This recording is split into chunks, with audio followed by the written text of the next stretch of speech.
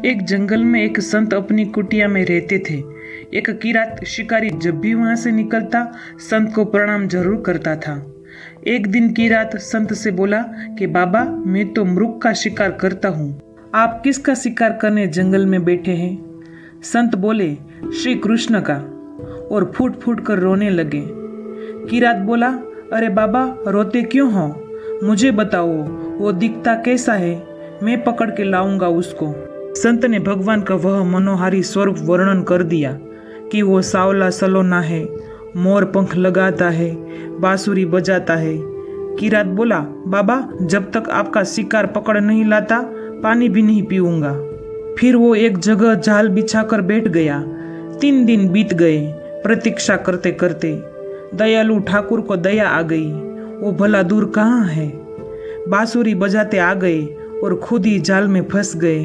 किरात तो उनकी भुवन मोहिनी छवि के जाल में खुद फंस गया और एक टच श्याम सुंदर को निहारते हुए अश्रु बहाने लगा।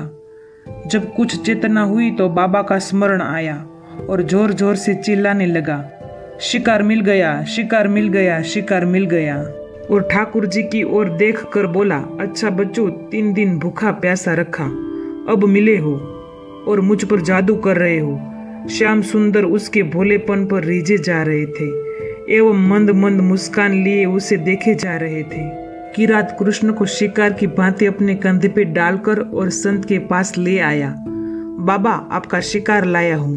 बाबा ने जब ये दृश्य देखा तो क्या देखते हैं, किरात के कंधे पे श्री कृष्ण है और जाल में से मुस्कुरा रहे हैं। संत के तो होश उड़ गए, किरात के चरणों में गिर पड़े।